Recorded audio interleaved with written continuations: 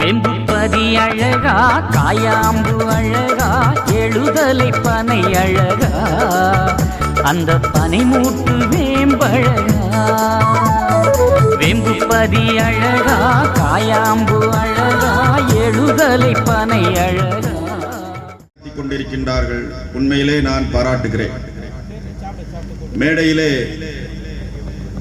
எல்லோரையும் அழைத்து நடத்துகின்ற ஆற்றல் பெற்றவர் அவர். இவர் அந்த கட்சி, இவர் இந்த கட்சி, இவர் அவர் இவர் என்று எத்தனை ஏகனங்கள் வந்தாலும் அவைகளை புறந்தள்ளிவிட்டு மேடையிலே ஐயா அவர்களுடைய கருத்தை கொண்ட ஒரு சமத்துவத்தை உருவாக்கி வைத்திருக்கின்றார். அந்த வகையிலே நான் பாராட்டுகிறேன். ஐயா அவர்களுடைய கோட்பாடுகள், ஐயா அவர்களுடைய போதனைகள், அதை நாம் எடுத்துக்கொண்டால் மொத்தத்தில் அது அடங்கி இருப்பது சமத்துவம்தான். அந்த சமத்துவத்திற்குள்ளே எல்லாமே அடங்கியிருக்கின்றது. மராட்டிய மாநிலத்தில் ஒரு குறிப்பிட்ட பகுதியில், குறிப்பிட்ட குளத்தில் குறிப்பிட்ட ஜாதியை சேர்ந்தவர் தான் அங்கே தண்ணீர் அருந்த முடியும், அதில் இறங்க முடியும். அங்கே உயர் ஜாதியை சார்ந்த மக்கள், அடித்தட்டு மக்களை அந்த குளத்துக்குள்ளே இறங்க விட மாட்டார்கள்.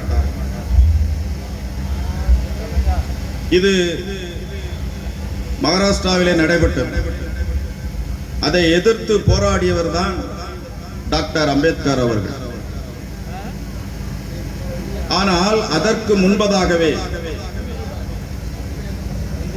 1833 1851 காலகட்டத்தில்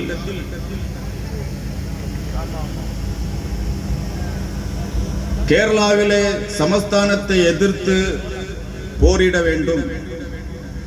சமஸ்தானம் அந்த மக்களை வஞ்சிக்கின்றது, சமஸ்தானம் அந்த மக்களை ஆட்டி படைக்கின்றது, அவர்களை ஒடுக்குகின்றார்கள், அந்த மக்களை வரி மேல் வரி விதித்து அவர்களை கொடுமைப்படுத்துகிறார்கள்.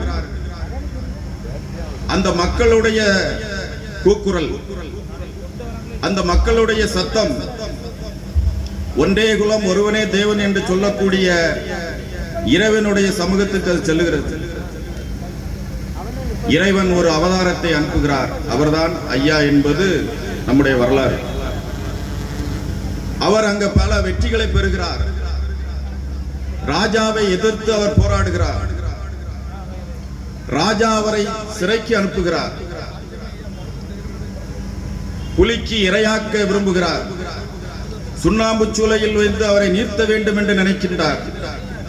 இவைகளில் எல்லாம் இருந்து வெளியே வந்து வெற்றி பெற்று என்னுடைய மக்களை நான் காப்பாற்ற வேண்டும், என்னுடைய மக்களுக்கு நான் உறுதுணையாக இருக்க வேண்டும் என்று வெளியே வந்து இன்று பல லட்சம் மக்களை உருவாக்கி இருக்கிற இந்த ஐயாவளி என்பது நாடறிந்த உண்மை. அவருடைய தத்துவத்திலே ஒன்றை மாத்திரம் நான் விளக்க விரும்புகின்றேன். அவருடைய தத்துவத்திலே ஜாதி இல்லை, அவருடைய தத்துவத்திலே மதம் இல்லை, அவருடைய தத்துவத்தில் உயர்ந்தவர் தாழ்ந்தவர் என்பது இல்லை. நான் முன்பு சொன்னது போல் மகாராஷ்டிராவில் அந்த குளத்திலே இறங்க முடியவில்லை.